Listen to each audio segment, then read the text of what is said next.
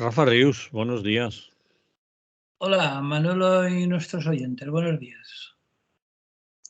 Pues yo qué sé, ¿de qué hablaremos? Hablaremos Pues de lo que hay, ¿no? lo ¿No que es hay. así el título del programa? Eso es.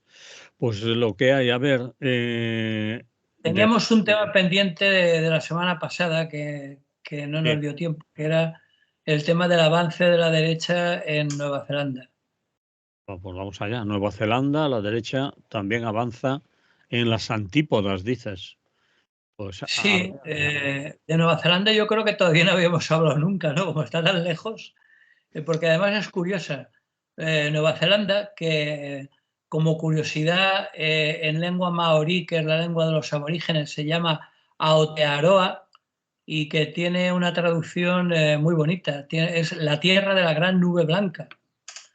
ujú, Es un país soberano eh, insular, son dos islas importantes y algunas pequeñas, y está ubicado, como sabemos, en Oceanía, está en el sureste de Australia.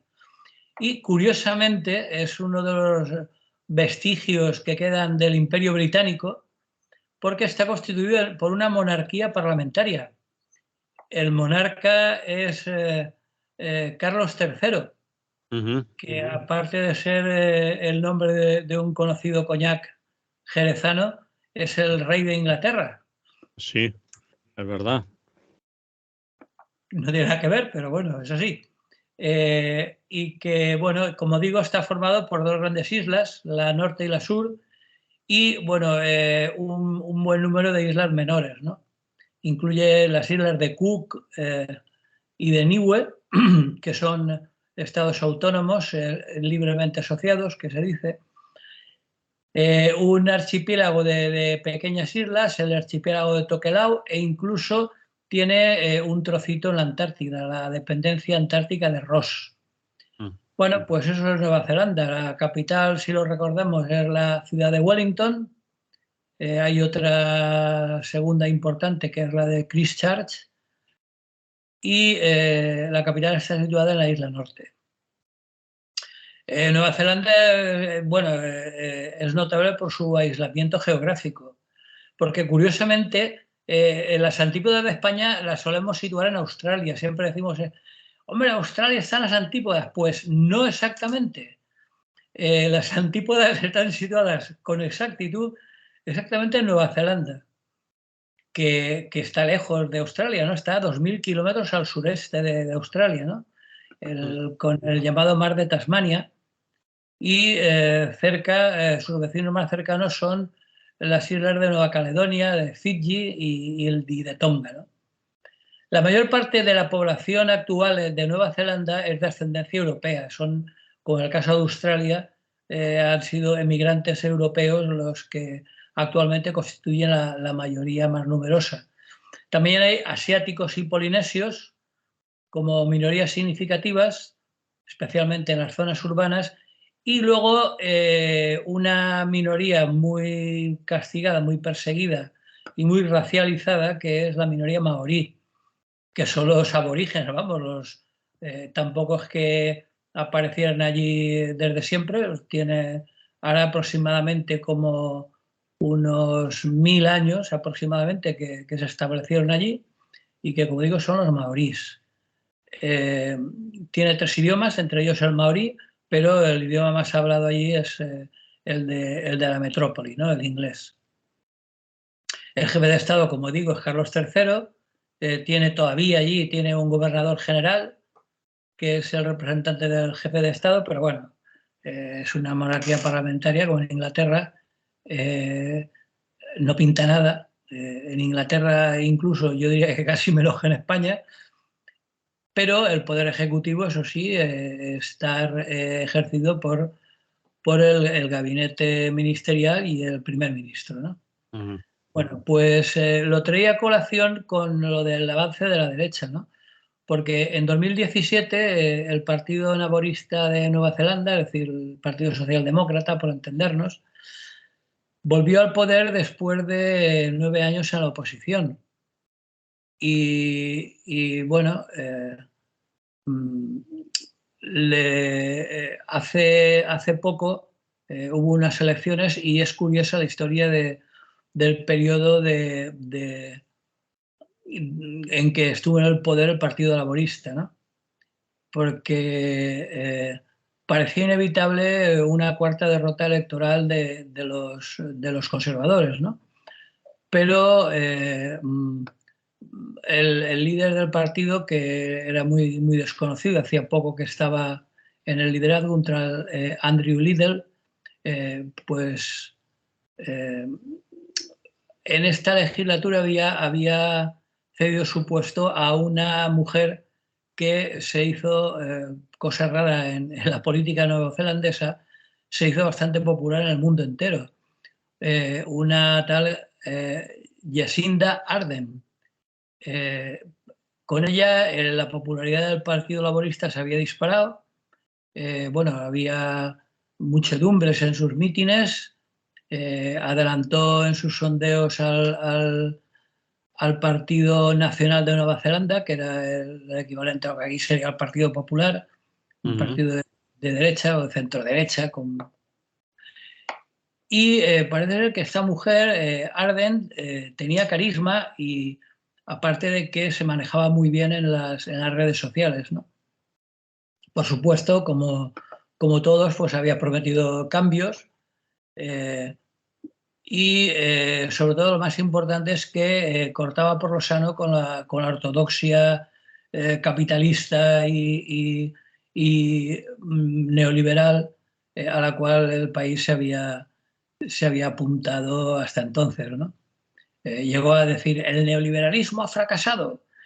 Y bueno, en su campaña electoral anunciaba que haría frente a la pobreza infantil y a la crisis de la vivienda, que ayer es muy importante. Curiosamente, en Nueva Zelanda el precio de la vivienda está entre los más caros del mundo. Y además es que era muy joven, ¿no? Cuando fue elegida se convirtió en la dirigente del país más joven del último siglo y medio allí, ¿no? Y bueno, y en todo el mundo, ¿no? Era la jefa de gobierno más joven del mundo. Tenía un pequeño hándicap y es que para subir al poder estuvo ayudada por un partido conservador, pero era bastante antiliberal, es decir, era bastante partidario del intervencionismo del Estado, que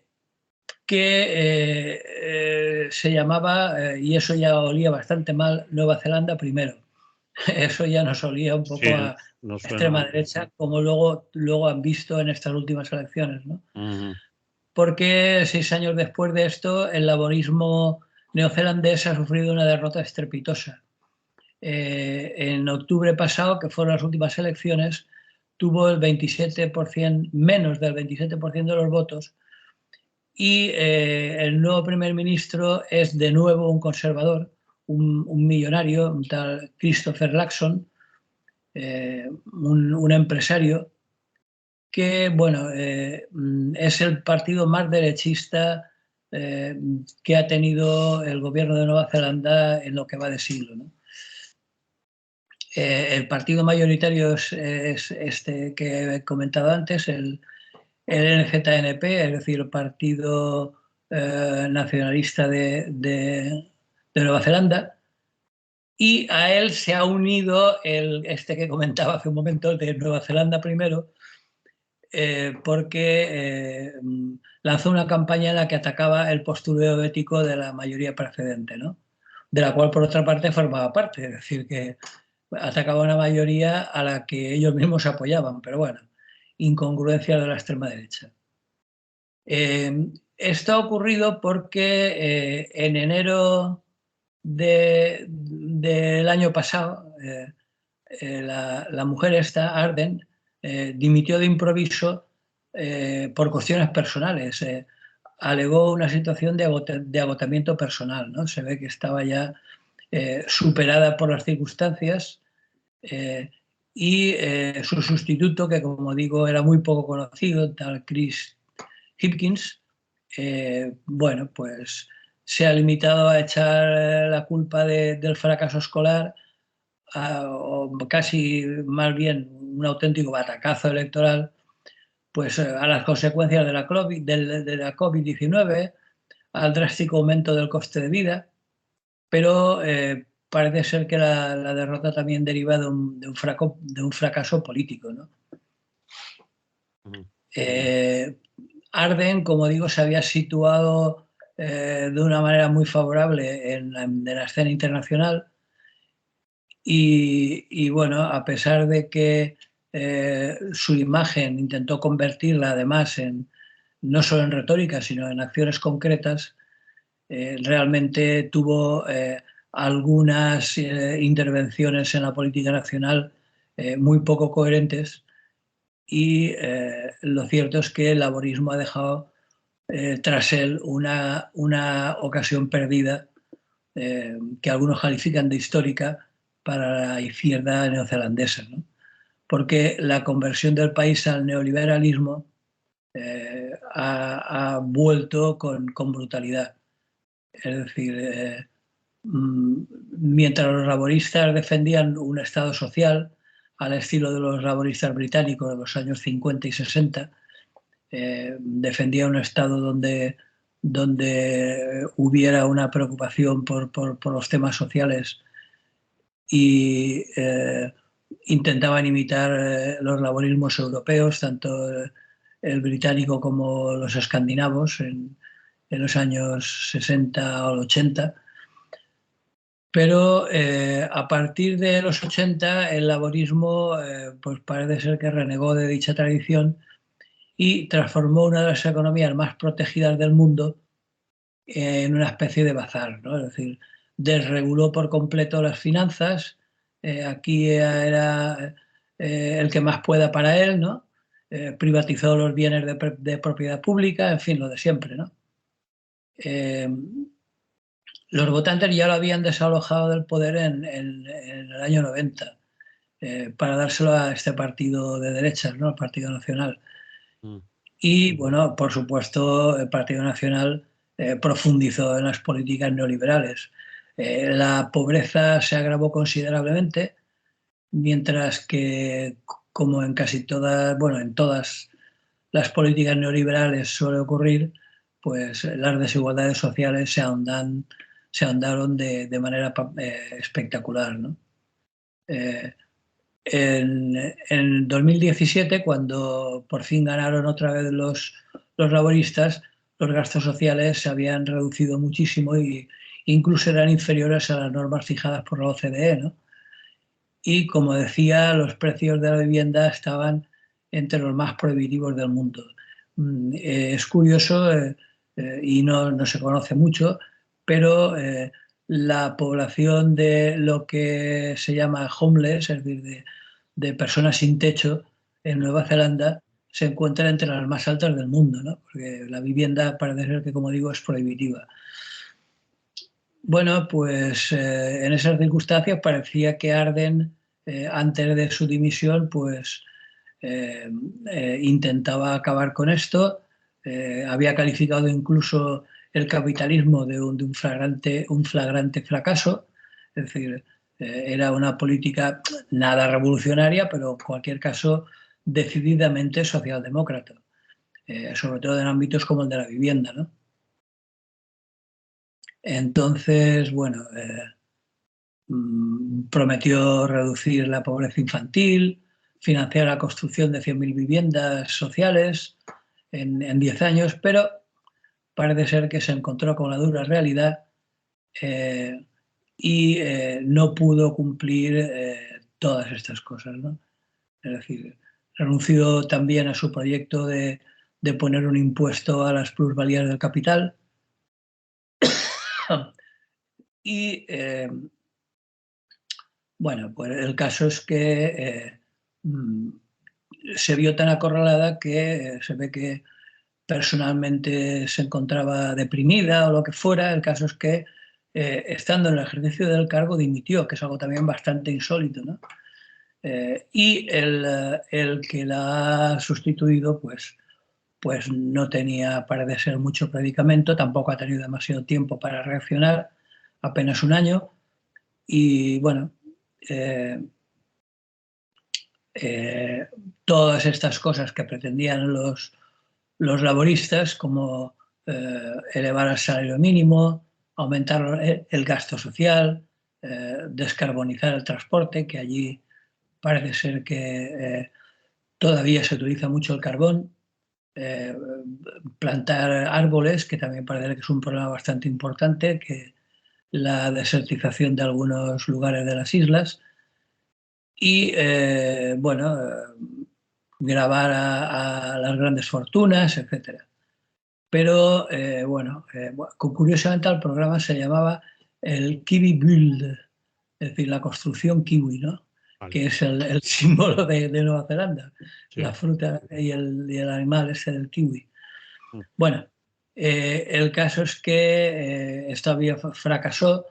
De las 10.000 viviendas parece que solo se habían construido 250 y a diferencia de los gobiernos laboristas de las décadas finales del siglo pasado, que no temían financiar estas viviendas sociales con fondos públicos, pues la primera ministra, Jacinda Ardern, pues prefirió dirigirse al sector privado y la vivienda pública la construía el sector privado, con lo cual, bueno, pues como siempre, su mayor interés era conseguir mayores márgenes de beneficio y fracasó totalmente.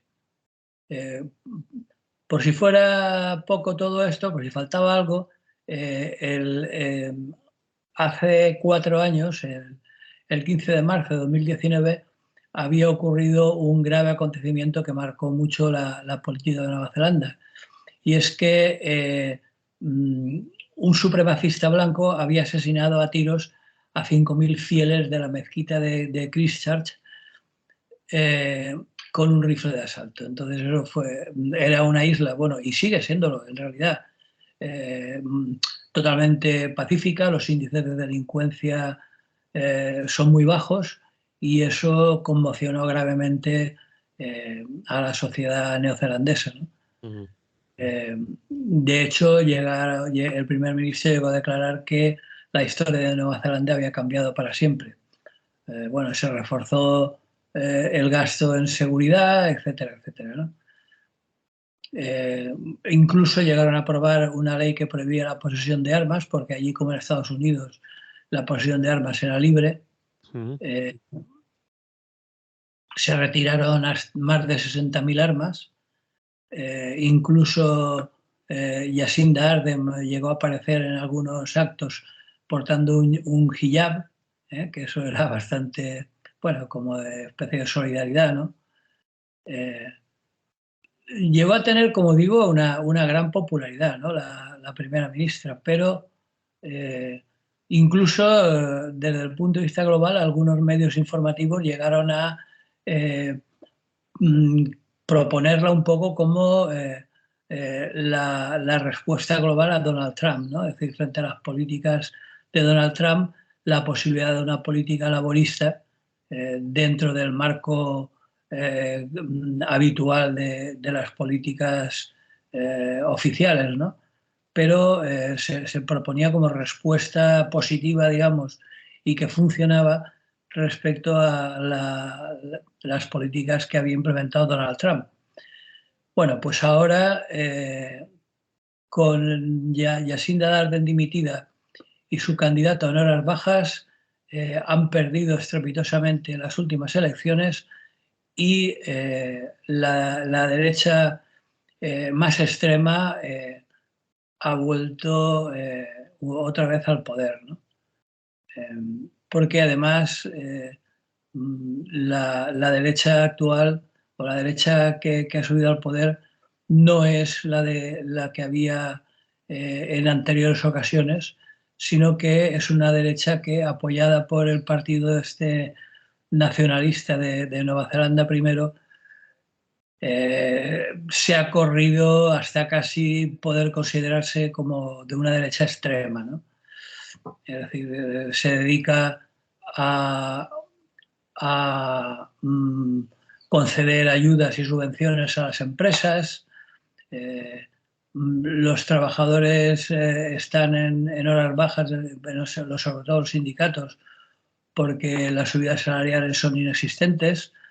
Se ha aumentado en gran medida la transferencia de riqueza, que ha acabado, como siempre, en los bolsillos de los grandes propietarios. Y una inflación que, aunque bueno, no es excesivamente alta, pero que ha alcanzado niveles superiores al 7%, que es algo que nunca habían visto desde que empezó el siglo, ¿no? Aprobaron, y ya en tiempos del laborismo ya habían aprobado que el Banco Central neozelandés aumentara de forma muy agresiva los tipos de interés. Ofreció, como pasó aquí en España en su época, un pequeño cheque de 350.000 dólares neozelandeses a los que vivían de alquiler, pero los jubilados y la mayor parte de los beneficiarios de prestaciones sociales ni olieron las ayudas, ¿no? También suprimieron la reducción de las tarifas del transporte público, renunciaron a meterle mano a los colosales beneficios de las empresas y, como vemos, como digo, en estos momentos, el laborismo ha perdido gran parte de su crédito, incluso ha aumentado la inflación, ha aumentado hasta incluso las tasas de criminalidad. Las grandes reformas como la de la salud pública o la del agua han desaparecido y, bueno, pues eso, sobre todo el electorado, porque particularmente el de provincias, porque ahí también hay mucha diferencia entre las grandes ciudades y las zonas rurales de Nueva Zelanda, pues ha optado por votar a los conservadores, como digo, ¿no? La táctica de los laboristas era una vieja táctica conocida por nosotros, que no es otra que votadnos, que si no viene la derechona. Pues bueno, parece que allí tampoco les ha funcionado y la derechona ha vuelto, ¿no?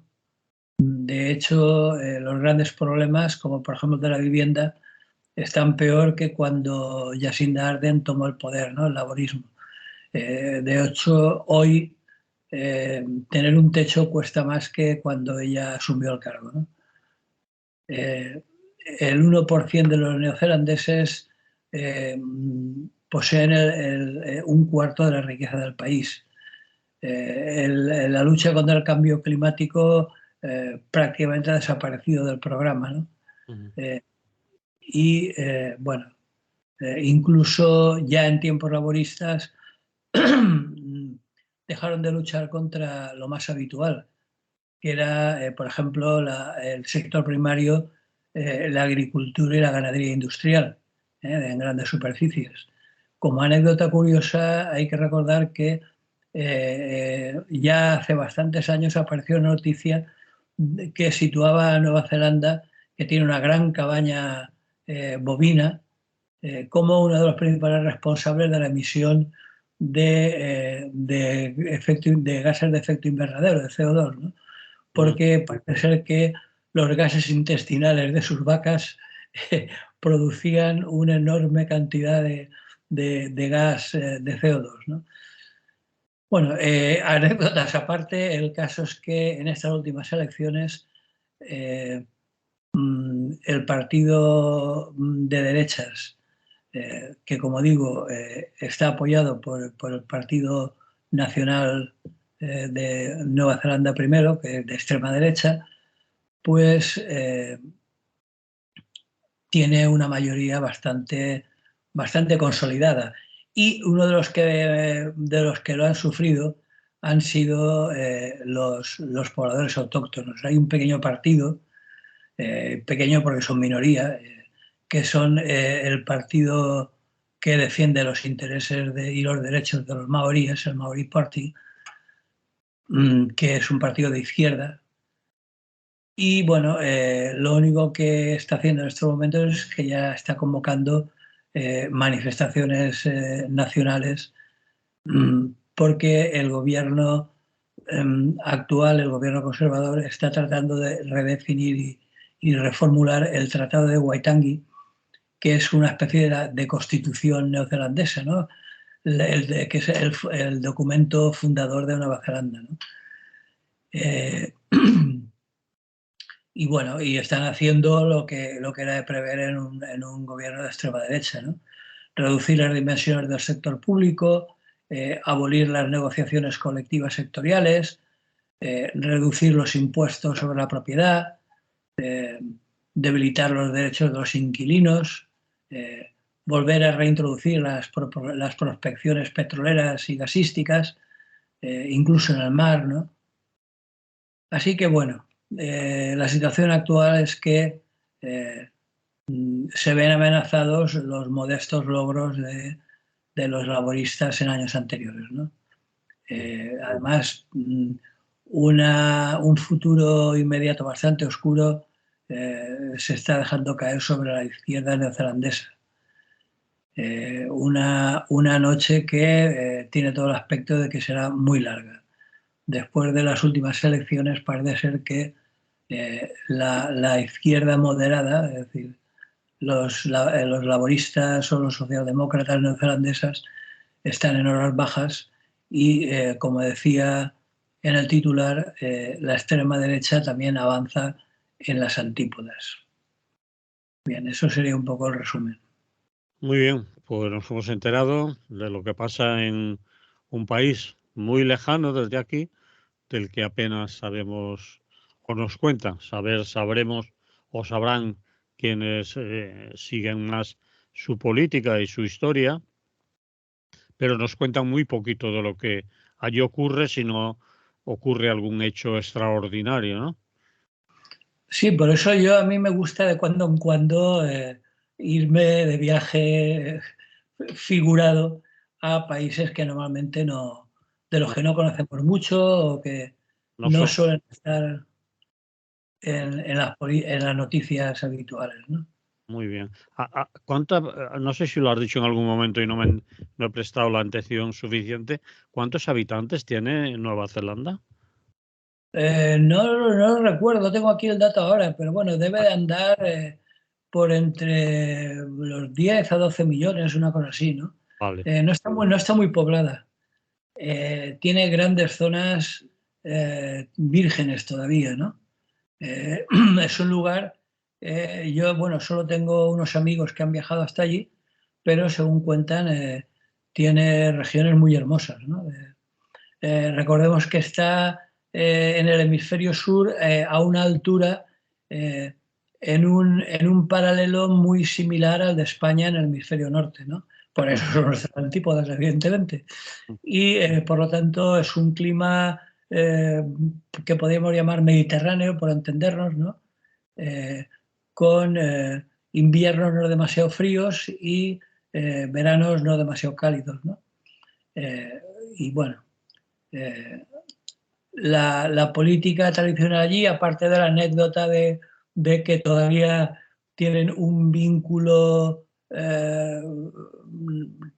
teórico con el Reino Unido, ¿no? Mm, Por el hecho de que el jefe de Estado todavía es el rey mm. de Inglaterra, pero la política parlamentaria es muy similar a la de cualquier otro país europeo y por eso destacaba que, como también en otros países europeos, la extrema derecha avanza también en las antípodas. Muy bien, pues ahí lo dejamos. Quien quiera saber más sobre Nueva Zelanda lo tiene fácil, que busque información en todos y todas saben dónde hacerlo. Rusia en Ucrania, ¿imperio o metrópolis? Sí, quería analizar un aspecto del conflicto o de la guerra, vamos, de Rusia y Ucrania, que suele ser muy poco conocido y bueno, la excusa es que ahora próximamente, a principios de febrero, se cumplen los 2 años del ataque de Rusia a Ucrania en el 2022, ¿no? Es el segundo aniversario. Y que, como sabemos, dio lugar a una guerra que, por la pinta que lleva, se prevé larga. Los ucranianos presentan su combate como una guerra de liberación contra una antigua tutela bueno, que parece ser que, según ellos, intenta restablecer un poco el yugo al que le sometía durante la época soviética, ¿no? Y hay quien la define como una guerra colonial, mientras que otros la califican de una guerra imperial. Entonces, me gustaría centrarme a ver cuál será la diferencia entre un imperio y unas colonias, ¿no? Para ver entender un poco más lo que está pasando en Ucrania, ¿no? Porque ahí la cosa tiene sus matices y esos matices ayudarían quizá algo a comprender un poco mejor la situación, ¿no? Porque supuestamente la guerra ha puesto de relieve las tendencias expansionistas de Moscú, ¿no? Que solo estaba esperando una ocasión para recuperar los territorios perdidos de la antigua Unión Soviética o incluso del antiguo imperio zarista, ¿no? Entonces, bueno, imperio, imperialismo, colonialismo, los calificativos se suceden con mucha facilidad en los análisis, como si describieran la misma realidad. Pero yo creo que no es así, porque resulta imposible comprender la situación rusa sin clarificar un poco estos términos, ¿no? Y si te parece, nos vamos a ir un poco a la historia para entender un poquito lo que ha pasado. Rusia, y esta vez me voy lejos, Rusia aparece en el siglo XIII, es decir, a partir de un núcleo constituido por el Principado de Moscú, que se fue convirtiendo poco a poco en un vasto territorio que presentaba las características de lo que siempre se ha conocido como un imperio, ¿no? Porque al margen de la variedad de sus formas históricas, que imperios ha habido de toda clase, desde el Neolítico hasta la historia antigua con el Imperio Romano, etcétera, y más modernamente con España o el Reino Unido, pues ha tenido muy distintas formas, ¿no? Pero en general se caracteriza por el mantenimiento de un sistema basado en la distinción y en la jerarquía entre poblaciones y territorios. Es decir, todo forma parte del imperio, pero hay unos que forman más parte que otros. Es decir, todos somos iguales, pero hay unos más iguales que otros, que diríamos, ¿no? Entonces, para que exista un imperio es preciso que haya un elevado grado de distinción entre lo que sería el centro del imperio y la periferia. Hay casos como el Imperio Romano que esto es evidente, ¿no? O sea, una cosa era Roma y otra cosa era Hispania o la Galia, etcétera, ¿no? Todos los territorios que formaban parte del Imperio Romano, pero no eran Roma, vamos. En el caso de los imperios coloniales, esta diferenciación resultaba más clara todavía, ¿no? Porque las colonias francesas, portuguesas, españolas o británicas estaban geográficamente separadas de ese núcleo, ¿no? de lo que se solía llamar la metrópoli, ¿no? Los pobladores nativos tenían un estatus jurídico normalmente subalterno respecto al de la metrópoli, y incluso estaban administrados por una burocracia especialmente diseñada para ese imperio, para esas colonias, aunque, bueno, también hubieron excepciones. Por ejemplo, en Argelia, en tiempos de la colonia francesa, estaba dividida en lo que en Francia se llama departamentos, ¿no? Había 3 departamentos como los de Francia, ¿no? En Irlanda lo mismo, ¿no? Estaba integrada en el Reino Unido. De hecho, Irlanda del Norte todavía sigue. Y Guinea y el Sáhara, por citar ejemplos más próximos, en tiempos de Franco eran consideradas provincias como las demás. De hecho, tenían sus representantes en las cortes franquistas. Todavía recordamos haber visto imágenes que estaban allí con sus chílabas azules. Bueno, pues eso era la excepción. Normalmente es la excepción que confirma la regla. Los imperios europeos se basaban en el asentamiento de colonos que, procedentes de la metrópoli, pues siempre eran juzgados superiores desde el punto de vista incluso ético, y más capacitados, sobre todo para explorar y explotar, como sabemos, a las poblaciones autóctonas, que eran mayoritarias, evidentemente. Si esa diferencia entre la metrópoli y las colonias va desapareciendo o se desdibuja, entonces ya no se trataría de un imperio, sino de un Estado-nación, que, bueno, podría tener sus particularidades regionales o sus formas de federalismo incluso, pero que van asimilando todo lo que hay en la periferia, ¿no? Sobre todo hablando de Rusia estaba claro. Bueno, hablando de Rusia, incluso en otros países de Europa, ¿no? Por ejemplo, Francia acabó asimilando a los catalanes, a los bretones, a los vascos, a los corsos algo menos, todavía siguen dando la lata con su independencia, pero han pasado a ser simples departamentos, ¿no?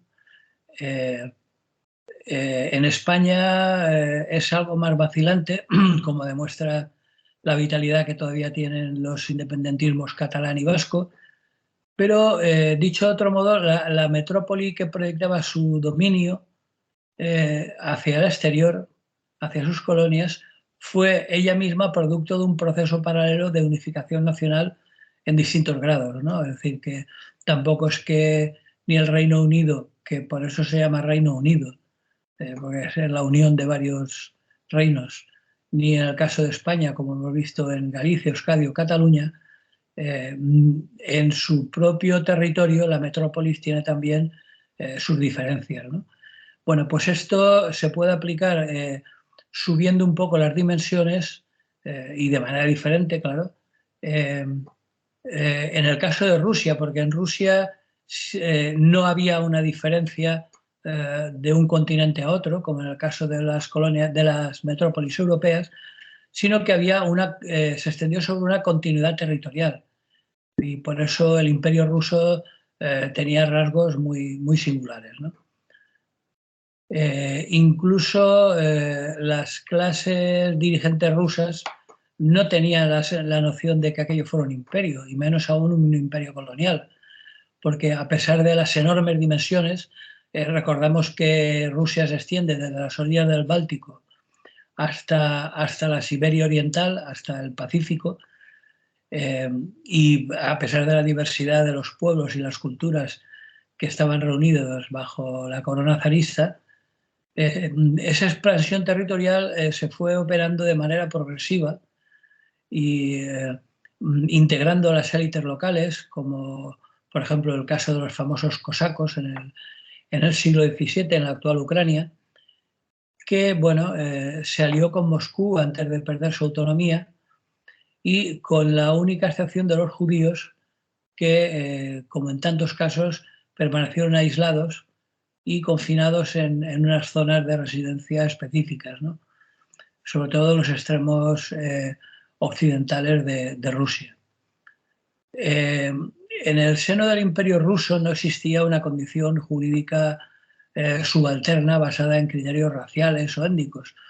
Lo que sí se estableció fue una especie de jerarquía entre las poblaciones de Siberia o del Cáucaso o de Asia Central, que eran poblaciones o bien paganas y después bautizadas por la religión ortodoxa, o bien musulmanas, y que en Rusia, cuando digo Rusia me refiero a Moscú, por entendernos, eran calificadas como pueblos halógenos o extranjeros.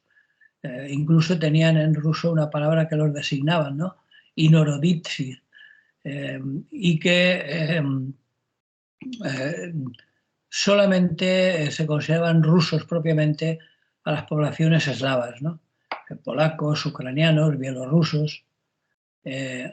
Si hubo una colonización en Rusia también tuvo un aspecto peculiar.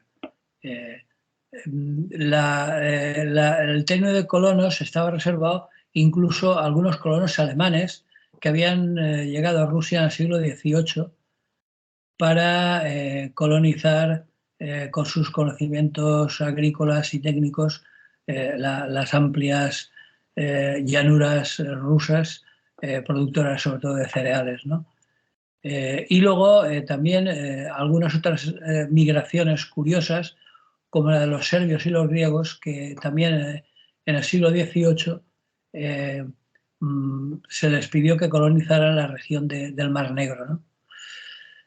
Bueno, pues por último se establecieron en Asia Central, el actual Turquestán, y en este caso adquirió la forma ahí sí que podemos hablar de colonias separadas territorialmente y administrativamente de la metrópoli, pero con continuidad territorial, es decir, no había ningún salto en el territorio, podían ir de unas a otras tranquilamente, ¿no? Así que la historia de Rusia, para entenderla un poco mejor, es la historia de un país que se coloniza a sí mismo y que un espacio de colonización que coincidió con la expansión del propio Estado ruso, ¿no? El poder zarista había forjado una doctrina de unificar en una especie de nación rusa trinitaria, ¿no? Estaba integrada por la Rusia propiamente dicha, que se llamaba, la que se conocía en la época zarista como la Rusia Mayor, cuyos habitantes incluso eran llamados simplemente rusos en la época soviética, y que eran los integrantes de eslavos, por entendernos. Luego estaba la Rusia menor, que eran los ucranianos, y luego la Rusia blanca, que eran los bielorrusos, dentro de ese país eslavo, ¿no? Y bueno, y nunca en la época zarista fueron víctimas de ningún tipo de discriminación basada en su origen, ¿no? Pero eso sí, tanto a los bielorrusos como a los ucranianos eran tratados en igualdad de condiciones, pero se les negaba el derecho a reivindicar cualquier tipo de condiciones de naciones diferenciadas, ¿no?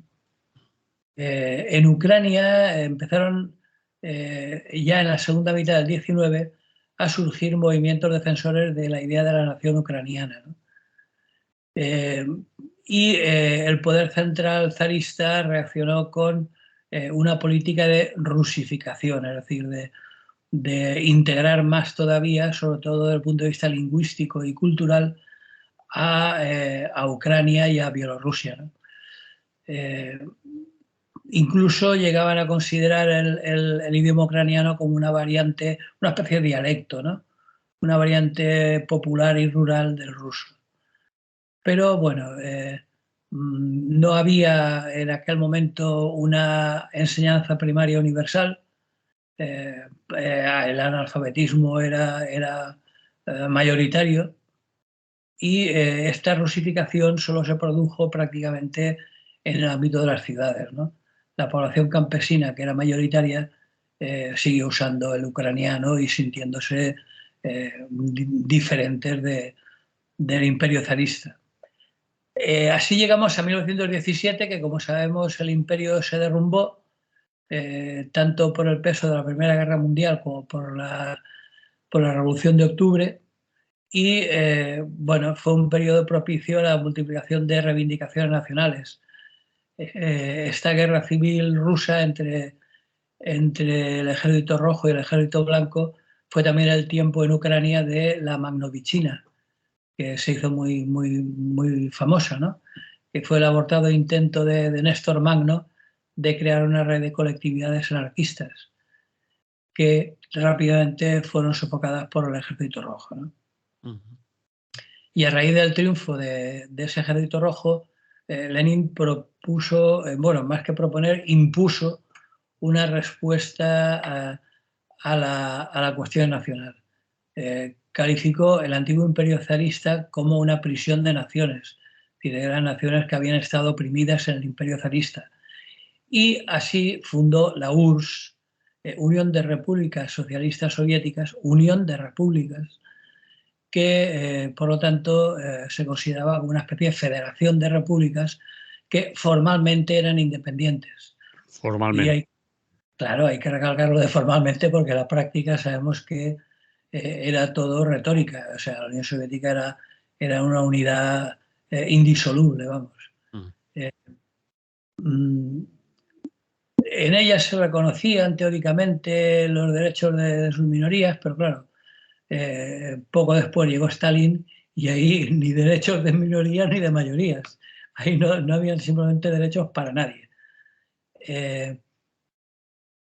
Así que desde entonces, bueno, incluso, por eso hay que recalcarlo de formalmente, figuraba esa especie de segunda nacionalidad ucraniana o bielorrusa, etcétera, figuraba en los censos que se hacían y hasta en los pasaportes de los ciudadanos soviéticos, ¿no? O sea, ponía Unión de Repúblicas Socialistas Soviéticas, Ucrania.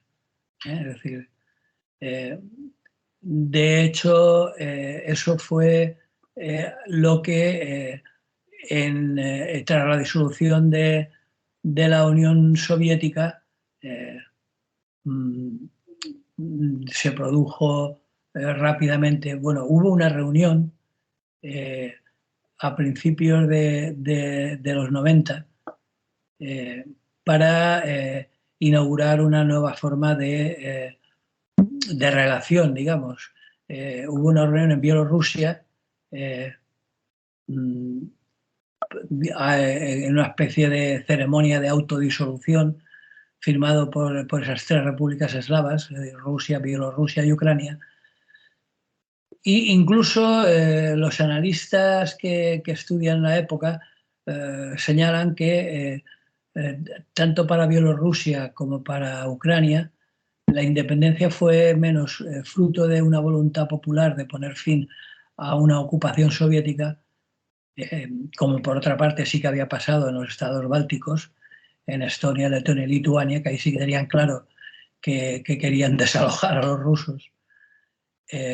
No fue tanto esa sensación de diferencia respecto a Rusia como el intento de revisar sus relaciones sobre unas bases más equitativas, ¿no? Así que, bueno, se reunieron en el bosque de Bialowieza, que curiosamente fue el lugar donde se produjo una crisis migratoria de ucranianos en los primeros momentos de la guerra que querían emigrar a Polonia.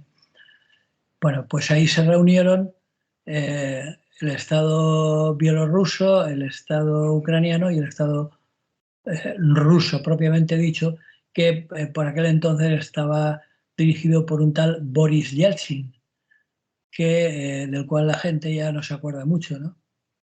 Entonces crearon una cosa que solamente se veía en las Olimpiadas, que era la Comunidad de Estados Independientes, que se presentaban unidos a, pues eso, a competiciones deportivas y poco más. Realmente ahí la que ya cortaba el bacalao era Rusia. Entonces, bueno, incluso hará unos 5 años que Ucrania ya abandonó esa especie de ficticia unión con Bielorrusia y con Rusia, ¿no? Pero los dirigentes rusos, incluso desde el punto de vista muchas veces inconsciente o incluso consciente, siempre tienen en su corazoncito el hecho de que Ucrania pertenece a la esfera de influencia natural de Rusia, ¿no? Es decir, es un poco como decía en Estados Unidos el señor Monroe, la doctrina Monroe de América para los americanos, bueno, pues los estados eslavos para los rusos, ¿no? Es decir, Rusia, desde un punto de vista, digamos, sentimental, por entendernos,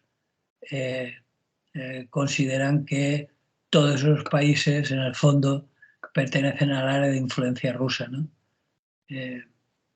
Y en ese caso, por eso decía yo que desde el punto de vista de los términos sería más interesante utilizar el de política imperialista, siempre que tomemos el calificativo como la pretensión de la potencia central de ejercer una influencia en una determinada zona geográfica, ¿no? En este juego, pues el problema es que Rusia se encuentra un poco a la defensiva frente a Estados Unidos y la Unión Europea, que han ido comiéndole gran parte de esa zona de influencia, ¿no? Las estructuras militares como la OTAN e incluso la Unión Europea se han extendido hacia el este y han ocupado espacios que Rusia consideraba que, un poco como lo de América para los americanos, o que Latinoamérica era el patio trasero de Estados Unidos. Bueno, pues Rusia sentimentalmente consideraba a Europa del Este como una especie de propiedad suya, si no ya formalmente desde el punto de vista político y estatal, sí por lo menos como su zona de influencia. Entonces, bueno, pues eso un poco está detrás de por qué Rusia todavía siente que la parte de Ucrania en la que se han instalado, pues sentimentalmente la siente como suya. Incluso, como sabemos, hay algunas repúblicas como la de Moldavia, Abjasia y Osetia del Sur en Georgia, y bueno, y algunos pequeños enclaves bastante curiosos que en algunas ocasiones hemos hablado de ellos, como el de Transnistria, en Moldavia, en el que todavía mantienen un contingente de varios miles de militares rusos y incluso de armamento de la época soviética. Pero sin pretender una anexión formal, pero sí que piensan que están ahí bastante implicados. Bueno, pues eso es lo que quería contar respecto a lo que ellos consideraban como su zona de influencia y que explica en parte la razón por la cual en estos momentos están en la región del Donbass y que, como ya comentamos en alguna ocasión, si la cosa no se arregla, parece ser que definitivamente, según diversos analistas, acabará aceptándose en el armisticio final de la guerra como incorporadas a Rusia. Tiene toda la pinta que el Donbass va a caer bajo la influencia del gobierno y la autoridad de Rusia, aunque Zelensky no lo quiera aceptar, pero se lo va a tener que comer, creo. Sí, seguramente sí, porque está perdiendo apoyo armamentístico a marchas forzadas y por lo tanto va a tener que pensárselo. Bien, Rafa, nos quedan 3-4 minutos para un tema que puede dar más de sí, pero por lo menos lo vamos a picotear, que tú titulas El periodismo de ficción. ¿De qué se habla cuando no hay nada de qué hablar? A ver. Sí, hablaba de la cuesta de enero, en concreto. La cuesta de enero informativa. A ver. Porque la actualidad, como sabemos, es una diosa muy caprichosa. Hay ocasiones en las cuales la cantidad e importancia de las noticias que nos llegan nos desborda, no sabemos por dónde empezar y no damos abasto. Y en cambio, en otras ocasiones, como en esta tediosa cuesta de enero, la actualidad se muestra rácana en cuanto al aporte de acontecimientos importantes que acaparan nuestra atención, pero el problema es que la megamáquina informativa no puede parar. Entonces, editoriales informativos, tertulias, programas de análisis en prensa, radio, televisión, redes, no pueden detenerse, porque si no les pasa como las bicicletas. Si se detienen, se caen. Y si no hay nada que contar, pues o se inventa o se sobredimensiona. Y así el más insignificante cotilleo puede devenir un acontecimiento de alcance universal, ¿no? Es decir, que tanto en lo local, en lo nacional como en lo internacional, si no hay noticias importantes o las que hay no ofrecen novedades, pues se inventa o se sobredimensiona, ¿no? Eso es mi opinión al respecto, ¿no? Curiosamente se trata de redescubrir una función del lenguaje. El lenguaje, como sabemos, tiene diferentes funciones.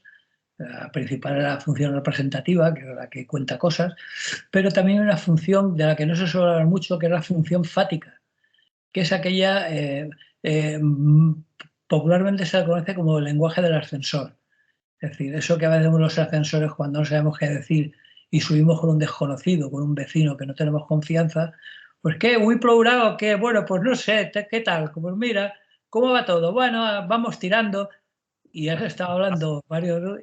Hace calor, parece que va a llover, tal, Sí, cosas de esas, ¿no? y no has dicho nada. Sí. Es decir, bueno, pues eso se le conoce como la función fática del lenguaje, es decir, hablar sin decir nada significativo. Y así, bueno, pues el tiempo, la moda, los cotillos políticos y sociales ocupan el espacio informativo cuando no hay nada importante que contar. Entonces predomina en el ámbito de los informativos la función fática.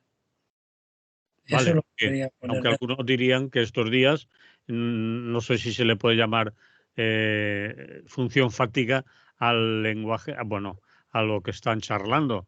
La amnistía para arriba, la amnistía para abajo, la amnistía para Paje, la amnistía para el Partido Popular. Sí, si Paje se reconoce perdón, se reúne en Fitur con los con los presidentes autonómicos populares, etcétera, etcétera.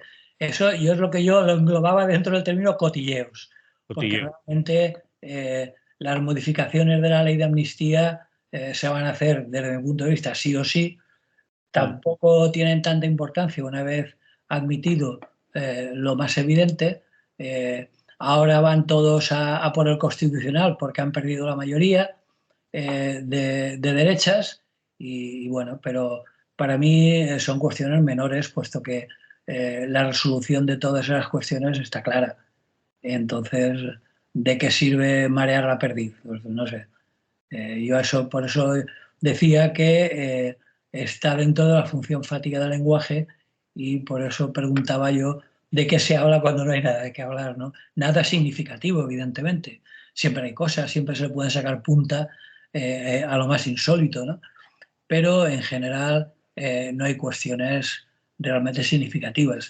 La más importante quizás sean las elecciones gallegas, pero todavía están un poco lejos y por lo tanto en el ámbito nacional no hay nada realmente importante de lo que hablar, desde el punto de vista, evidentemente. Bien, pues aquí lo tenemos que dejar. Si tal otro día volvemos sobre ello, porque hoy se acabó el tiempo. Bueno, yo creo que es un tema interesante, Sí, polémico sí, y sí. que tú nos puedes ilustrar bastante sobre él. A Yo ver no, qué opinas. no creo. Sobre Ilustrar todo si no estás de acuerdo conmigo, tanto como ilustrar, no. Podemos charlar y claro, polemizar. para empezar, pero ¿Eh? lo otro es mucho, mucho decir. Podemos polemizar, que siempre está bien. Eso sí, llevarte la contraria, eso me encanta. Eso está muy bien. Muy bien, Rafa. Hasta la semana que viene. Vale, nos escuchamos la semana que viene. Buen día. Hasta luego.